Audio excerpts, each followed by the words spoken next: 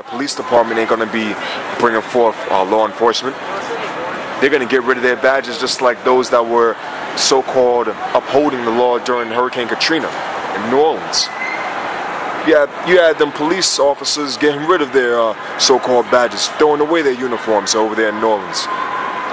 So what makes you think it's going to be any different when it's not just a thing about a state, but the whole government, the whole country, the whole nation?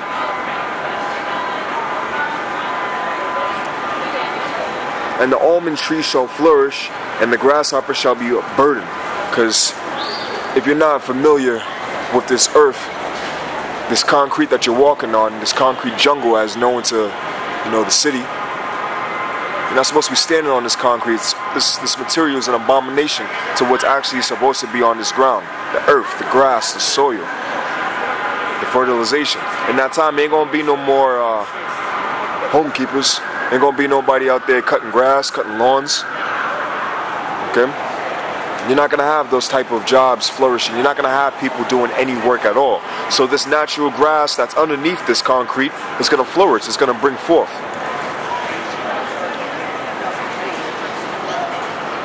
And the grasshopper, you know how grasshoppers make noise? They're gonna do nothing but make noise during that time.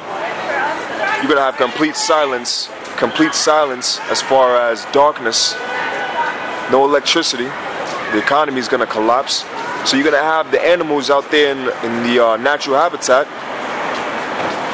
whether you outside in the south, or whether you're in a rural area, urban area. These animals that lay at wait at night are going to make noise. They're going to do what they do. And you're not going to have this outside influence to hinder that. These cars, these different noises, all that confusion is going to cease. You're going to be afraid of what's going on high, because in that time they're going to have drones patrolling. Just like what they're using over there in the Middle East, Iraq, even Syria, Afghanistan, and pretty soon Iran. You're going to have drones mandating the skies of America. So you're going to be afraid of what's going to be above your head, because during that time of martial law, they're going to be taking the people captive by orders of the NDAA, the National Defense Authorization Act, where you so-called American citizens are going to be detained indefinitely. And not just that, but when the missiles fly, this place is going to burn, baby, burn. So you're going to be afraid of what's up in the heavens. You're going to be afraid of what's in the sky if you ain't right with Yahweh Bahashim Yahweh Shai. And desire shall fail, because man goeth to his long home, and the mourners go about the streets. You ain't going to want to go to your house in that time. You're going to be mourning. You're going to be sad. Your family might just get put to death. Your neighbor probably trying to come at you for your goods, because the scriptures also speak about those fighting against each other for the lack of bread. It's going to be mourning that time. Desire ain't going to be high. You people ain't going to be trying to go out for entertainment, because that distraction is going to be a distance from you. The mourning is going to go about the streets, because you're going to have a lot of homelessness, especially by way of this fiscal cliff. Especially by way of this fiscal cliff, where they're already projected that they're going to cut all government assistance programs. Welfare, WIC, your unemployment checks, bye-bye. Verse 6, so ever the silver cord be loose, or the golden bowl be broken, or the pitcher be broken at the fountain, or the wheel broken at the cistern. So all these goods that you have, it ain't going to be no use for them anymore. Who's going to be mandating the system? Who's going to be turning the wheels of the society? Who's going to be working the train systems? Who's going to be working the buses? Ain't going to be no taxis trying to take you from one location and bring you to a better location. Everything is going to stop. Everything is going to cease. Your resources is going to be all about survival in that time. So all these useless trinkets and trunkets, you're going to do away with those things. Verse 7, then shall the dust return to the earth as it was, and the spirit shall return unto the Most High who gave it, because we all come from the ground, as it is written in Genesis 2:7. Speaking about Adam, he was formed from the dust of the ground. Adama, meaning ground, from the soil of the earth. When these people die, and all hell breaks loose, when this economy collapses and explodes, these people are just going to lay. And if you were around the ground, or you were around the grass, as the scriptures say, the worm is going to feed sweetly upon your bodies.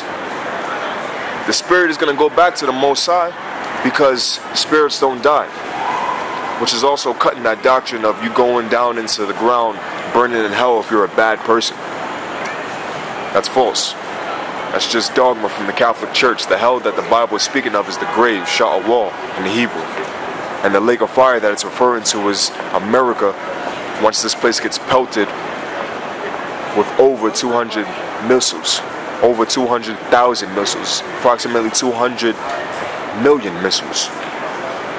Verse 8, vanity of vanities, saith the preacher, all is vanity. So all this stuff that you're witnessing right now is BS. It's all vanity. It's all this stuff is just imaginary. Okay, as you look at this American debt crisis that the people are foregoing, whether or not you're familiar with what takes place in the economy, you know, through the spirit of Yahweh Bashim Yahushua, brothers, feel free to get familiar. Definitely feel free to come down over here to check out this national debt, and feel free to do your own shows if the spirit compels you to do so. You know, we're supposed to be spreading out this word to the four corners of the earth, bringing forth edification, if it be the will for the Most High Yahweh Yahushua. So if you look at that $1 Federal Reserve note, it's paper money. It states if you have, you know, a piece of a dollar to look at, you know, the United States of America, this note is legal tender for all debts, public and private. So this thing isn't money. It's not money. This is a faith-based economy. Okay, to put it in perspective so you people can understand, this fiat currency or fiat money, all that is stated with that is that it is money that isn't backed by gold or silver. So that's what you hold with these this money that you have in your hand, that these people are killing themselves, striving so hard for, and following the American dream, going to school and selling their soul to be an entertainer for it. It's fiat money. You know, with these sellouts teaching these wayward doctrines that the chip is in the mark of the beast, but that's a damn lie. Gehenna, Nate Satan, and all you others that are like-minded with them. This paper money that you love so much, sold your soul to these Rosicrucians, whether it be willingly, consciously, or whether you just given a reprobate mind and just teaching madness free of hire. This is Investopedia definition of the fiat money. Investopedia.com, aka the encyclopedia of investments of the world, aka the economics background to this place. It's the definition of fiat money: currency that a government has declared to be legal tender, despite the fact that it has no intrinsic value and is not backed by reserves. Historically, most currencies were based on physical commodities such as gold or silver, but fiat money is based solely on faith. Look at that. So the fact that these people believe in this paper, which isn't backed by gold or silver, it's all just for your faith. All it takes is the people finally waking up to this dream, which is a nightmare, mainly to you so-called blacks, Latinos, Native Seminole Indians. This is for you. See? This is for you to wake up, those that be of the elect, to realize this Disney world that we're living. It also states most of the world's paper money is fiat money, because fiat money is not linked to physical reserves. Okay, it's not linked to gold or silver. It's not linked to any substance, real things, real money. It risks becoming worthless due to hyperinflation. If people lose faith in a nation's paper currency, the money will no longer hold any value. Now, what has been mentioned in this definition is hyperinflation. So now I'm going to go to another link to check out the Investopedia definition of hyperinflation, for you people to have understanding, those that walk by sheeple, the spirit compels them to ask a question, what should I doubt? You know, everybody's just trying to have a good time on a Saturday night, you know, but to bring understanding and edification to the brothers. It's once again hyperinflation, the definition on Investopedia. Hyperinflation. Extremely rapid or out of control inflation. There is no precise numerical definition to hyperinflation. Hyperinflation is a situation where the price increases are so out of control that the concept of inflation is meaningless. And that's the times that we're coming into with America. Hyperinflation pretty soon. Now, once again, as stated, you know, pardon me for the clarity of this camera not being so on point. Working with the tools the Most High has blessed me with. Lord willing, at a later date, this problem will be corrected. But if you can't see it from eyes view, I'll read it to you once again. Our national debt, 16,082,691,700,000 and growing. Your family share, $135,754, the national debt clock.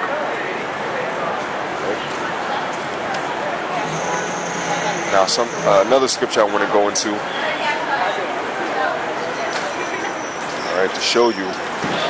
Essentially, this is one of Esau, okay, you so-called white people, the elite ruling banker families. This is one of their ploys to use as a trap or as a web upon our people. This debt, meaning this money, which is also spoken of in the scriptures. We're going to go into the book of Habakkuk. To some of you, Habakkuk chapter 2, verse 1. It reads, I will stand upon my watch and set me upon the tower, and will watch to see what he will say unto me, and what I shall answer when I am reproved. It's speaking about Habakkuk, you know, stand upon the watchtower, you know, being a watchman for the house of Israel, for the nation of Israel, aka it will also be known as a seer, foreseeing the calamity to warn the people, or as a prophet, to speak about things before they take place. This is Habakkuk speaking with regards to his instructions he's about to receive from the Lord. Verse 2, and the Lord answered me and said, write the vision and make it plain upon tables, that he may run that readeth it. And the vision is clear, that America is going to be destroyed. But throughout the scriptures, it's written in parables. You're not going to see the word America. What you're going to see is the daughter of Egypt, Babylon the Great, Mount Seir. Some of these locations, just to name a few. Write the vision and make it plain upon tables. The tables representing the scriptures, representing the Holy Bible. That he may run that readeth it. The ones that are going to read it, or that were given this book to read, were the Israelites, the so-called blacks, Latinos, Native Seminole Indians. You're either to run towards the truth, running to seek safety, seek comfort through the wisdom, knowledge, and understanding of these scriptures from Yahweh, Bahashim Yahweh Shai, or you're running to look for cover. Which, if you're not running for these scriptures, you're not running for the truth, then you ain't going to receive no cover, you ain't going to receive no comfort. Verse 3, for the vision is yet for an appointed time, but at the end it shall speak and not lie. Though it tarry, wait for it, because it will surely come, it will not tarry. Now, brothers have been teaching this word. I'll put myself out there before I was even born. You know, speaking about the elders of Great Millstone, the Spirit and the Truth, and not even just them, but their elders. You know, Elder Ava Bivens, Elder Yaikwab, you know, High Priest Ariyah. You know, these men, or what you would be considered, as the scriptures speak of, as the pillars going into the wisdom, knowledge, and understanding of these scriptures. Also, King Masha. Alright? These men, these great men, who the Spirit of Yahweh Ba'ashim Yahweh Shai has used as tools to get these scriptures, the truth of these scriptures, out to the people, out to the brothers, to wake them up. These men have been speaking since, well, I'll say it like this, you know, since late 60s, early 70s, going on to the elders that the brothers have now, Elder Tahar, Elder Gabar, Elder Rakar, Elder Aramlab, the elders, also within the ranks and the brothers affiliated. Hey, them brothers been teaching for years upon years. And for myself, I know I've had the privilege and been blessed to build with some of the high-ranking brothers, some of the elders, and those men have been laboring way before I was even born, before I was even in my father's sack, and before I was even thought of. Still in the spirit world, those brothers were putting in that work. So definitely double honors to those men who are ruling well through the spirit of Yahweh Ba'ashem Yahweh Shab.